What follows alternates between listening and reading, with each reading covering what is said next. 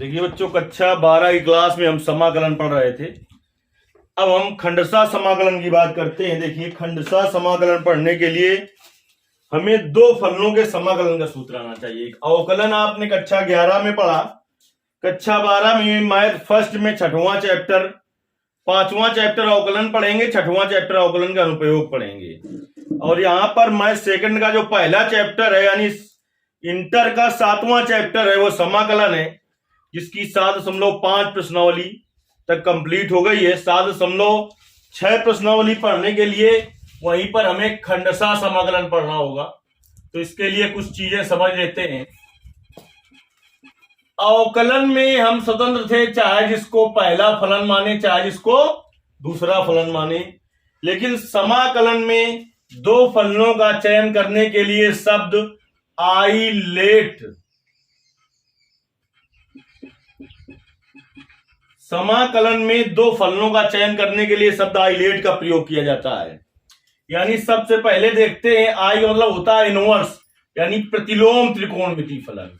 प्रतिलोम त्रिकोणमिति फलन अगर होते हैं तो सबसे पहले उसको पहला फलन मानते हैं। हम बता रहे हैं क्या प्रतिलोम त्रिकोणमिति फलन होते हैं, जैसे कि sine inverse x, cos inverse x, tan inverse x और cot inverse x, sec inverse x, cosec inverse x. अगर ये मिल रहे हैं तो सबसे पहले इनको मानेंगे, फिर इसका मतलब इसके बाद यल वाले को। यल का मतलब होता है लघुगणकी फलन, जैसे कि लाग यक्स, यानी लाग लगा हो उसमें, तो फिर उसको मानते हैं। इसके बाद फिर एल्जेब्रिक, एल्जेब्रिक माने होता है बीज गणती, बीज गणती फलन। बीज गणती फलन का मतलब जान गए होंगे आप, कैसे? एक्स वाई जेड इस तरीके के जो फलन है, कैसे फलन होते हैं? बीज गणती फलन। फिर इसके बाद टेक्नामेट्रिक फंक्शन, त्रिकोणमिति फलन। जानते हैं आप त्रिकोणमिति फलनों को? त्रिकोणमिति फलन sine x, cos x, tan x, काट एक्स, सेक एक्स, कासेक एक्स, ये सभी क्या है? त्रिकोणमिति फलन।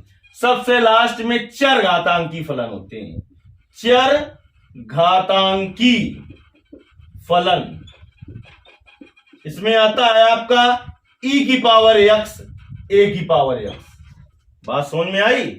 दो फलनों का चयन करने के लिए किस शब्द का प्रयोग किया जाता है? शब्द आइलेट का। सबसे पहले देखेंगे इनवर्स वाला है तो उसे पहला मानेंगे, इनवर्स वाला नहीं होगा तो फिर कौन सा ढूंढेंगे? लाग वाला। लाग वाला नहीं होगा तो फिर कौन सा ढूंढेंगे? बीज गणती, एल्जेब्रिक। वो भी नहीं होगा तो फिर किसको ढूंढेंगे? टेक्नामेट्रिक। और सबसे लास्ट में अगर दो फलन हो, एक हो जिसे समाकलन करना हो यक्स साइन यक्स का, तो किसे पहला किसे दूसरा मानेंगे? यक्स है कैसा?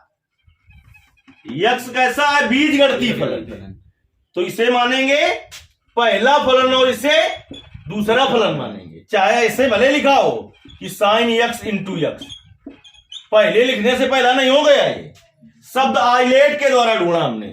कोई जरूरी नहीं कि चर घातांकी फलन हो ही, तो दो फलनों का चयन ऐसे किया जाएगा जैसे लिखा हो x tan inverse x.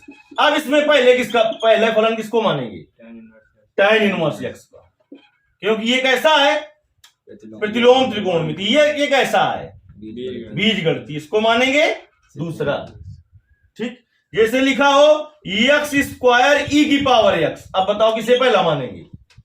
X square कैसा है? बीज गणती। ई की पावर एक्स कैसा है? चर घातांकी, तो इसे दूसरा मानेंगे। यानी दो फलनों का चयन कर लोगे कि नहीं कर लोगे?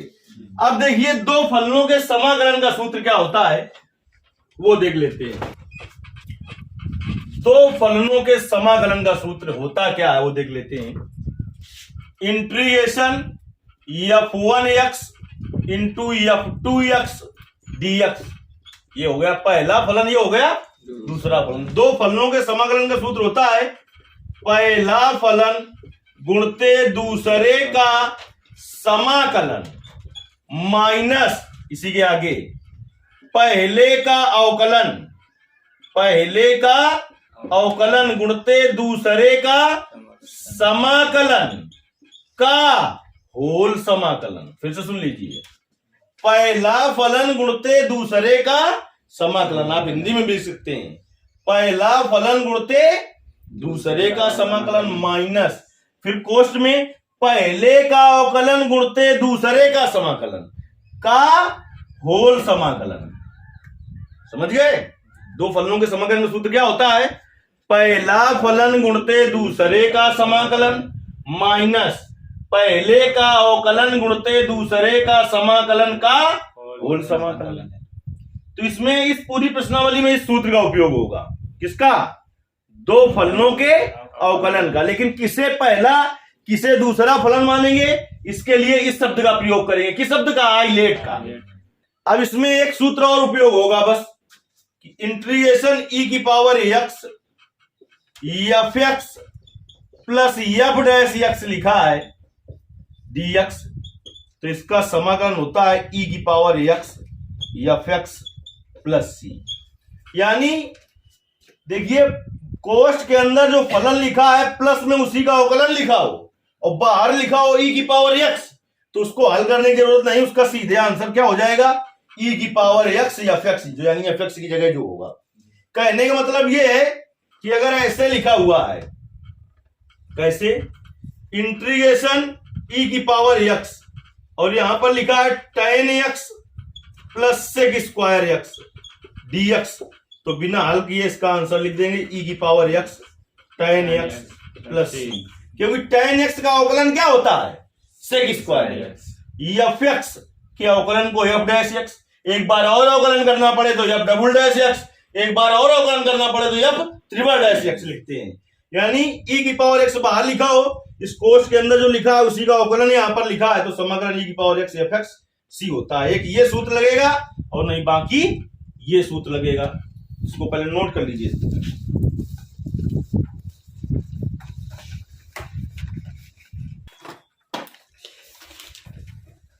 देखिए, अब 7.6 प्रश्नावली की शुरुआत करते हैं।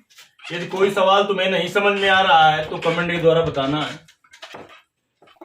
ऑनलाइन में भी हम तुम्हें 3 प्रश्नावली तो पढ़ा ही चुके थे, ऑनलाइन में भी समाकलन की। चलिए निकालिए 7.6 प्रश्नावली। बोलिए पहला सवाल।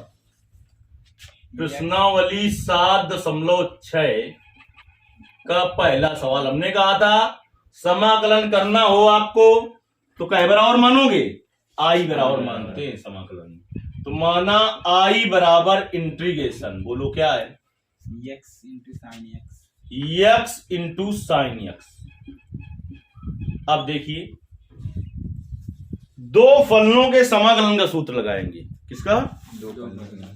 तो इसके लिए दो फलनों का चयन करें, किसे पहला मानेंगे किसे दूसरा मानेंगे। इसके लिए किस शब्द का प्रयोग करना बताया? I let. सबसे पहले इनवर्स वाला ढूंढो, है क्या? नहीं लाग वाला ढूंढो, है क्या? फिर एलजेब्रिक ढूंढो, बीज गणती है, यक्स है बीज गणती। इसके बाद बच्चा जो है वो दूसरा हो गया। दो फलनों के समाकलन का सूत्र क्या बताया? पहला फलन गुणते दूसरे का समाकलन माइनस पहले का अवकलन गुणते दूसरे का समाकलन का होल समाकलन। अब देखिए, एक्स साइन एक्स के समाकलन का सूत्र लिखाया है। साइन एक्स का समाकलन होता है माइनस कास एक्स। ये सूत्र होता है कि साइन एक्स का समाकलन क्या होता है? Minus cos x minus integration x का एक्स के सापेक्ष अवकलन एक होता है, इंटू साइन एक्स का समाकलन क्या होता है? Minus cos x. क्या होता है? Minus cos d x plus minus का गुणा माइनस, तो minus x cos x, minus minus का गुणा plus integration cos x d x. Cos x का समाकलन क्या लिखाया है शुक्ला? कास एक्स का समाकलन लिखाया है साइन एक्स। कास एक्स का समाकलन क्या लिखाया है? प्लस सी। हो गया सवाल? नहीं आया क्या समझ में? है? अब देखिए, इसके लिए समाकलन के सूत्र आपको याद कर लेना है, तो बड़ी अच्छी तरीके से आता रहेगा। अब आते हैं हम दूसरे सवाल में। दूसरा सवाल बोलो क्या है? x into sin 3x। माना I equal to integration x into sine 3x। फिर से दो फलनों का चयन करने के लिए शब्द आई लेट का प्रयोग करेंगे। तो इनवर्स वाला है नहीं, इसको आई लेट को यहीं लिखा रहने देते हैं, आई लेट। इनवर्स वाला नहीं है, फिर लाग वाला है क्या? नहीं। फिर एल्जेब्रिक है ये, और ये पूरा ट्रिग्नोमेट्रिक। अब देखिए हम तुम्हें कुछ चीजें पहले से दिखा देते हैं, जैसे कि x का अवकलन क्या होता है? x के सापेक्ष। x का अवकलन x के सापेक्ष एक। जिन्होंने शुरू से समाकलन नहीं पढ़ा वो बात समझ लें। इंटीग्रेशन साइन 3x dx, इसका समाकलन क्या होगा वो हम समझा देते हैं तुम्हें। साइन x का समाकलन क्या होता है? Minus cos x। तो हो गया माइनस कास 3x। लेकिन यहां पर क्या है? 3x। तो 3x का अवकलन बताओ क्या होगा? 3x का अवकलन क्या होगा? 3 बाहर कर देते हैं, x का अवकलन 1 होता है, तो 3x का अवकलन क्या होगा? 3। तो अवकलन 3 तो समाकलन 1/3। अवकलन 5 तो समाकलन 1/5। समझ गए? यानी साइन 3x का समाकलन क्या हुई? -1/3 कास 3x और प्लस c। अनिश्चित समाकलन है तो c जोड़ दिया जाता है। अनिश्चित और निश्चित समाकलन क्या होता है? अगर इसमें लिमिट लगा दें a से b, 0 से a, तो हो जाएगा निश्चित समाकलन। निश्चित समाकलन जब हो जाएगा तब सोच अचर नहीं जोड़ा जाता है, और नहीं तो सोच अचर जोड़ा जाता है। साइन 3x का समाकलन समझ गए? इसे हम कहते हैं इंटीग्रेशन cos 5x dx। तो इसको तो हमने सब हल करना बताया है शुरुआत में। अब जिसने नहीं पढ़ा है सीधे पढ़ो, समझ लो। cos x का समाकलन होता क्या है? sin x। तो sin 5x। 5x का अवकलन क्या होता है? 5। तो समाकलन 1/5 प्लस c। समझ गए? अब आते हैं सवाल बेटा। दो फलनों के समाकलन का सूत्र लगाते हैं। दो फलनों का समाकलन क्या होता है? देखिए, पहला फलन गुणते दूसरे का समाकलन माइनस पहले का अवकलन गुणते दूसरे का समाकलन का होल समाकलन। तो x साइन 3x का समाकलन माइनस का 1/3 कास 3x माइनस इंटीग्रेशन x का अवकलन x के सापेक्ष 1। साइन 3x का समाकलन -1/3 कास x का 3x और dx प्लस माइनस का गुणा माइनस, तो -1/3 और x cos 3x minus minus plus 1/3 integration cos 3x dx। तो माइनस का 1/3 x cos 3x plus 1/3 cos x का समाकलन होता है साइन x। तो इसका हो जाएगा साइन x की जगह 3x। अब 3x का समाकलन होगा 1/3 प्लस c। अनिश्चित समाकलन है, जैसे ही समाकलन का चिन्ह हटता है वैसे ही सोच अचर जोड़ दिया जाता है। तो -1/3 x और कास 3x प्लस 1 गुणते 3 का 9 और साइन 3x प्लस c। समझ में आया कि नहीं आया? अगर नहीं समझ में आया है, जो ऑनलाइन वाले बच्चे हैं, तो कमेंट के द्वारा बताना है, फिर हम तुम्हें समझाने का प्रयास करेंगे।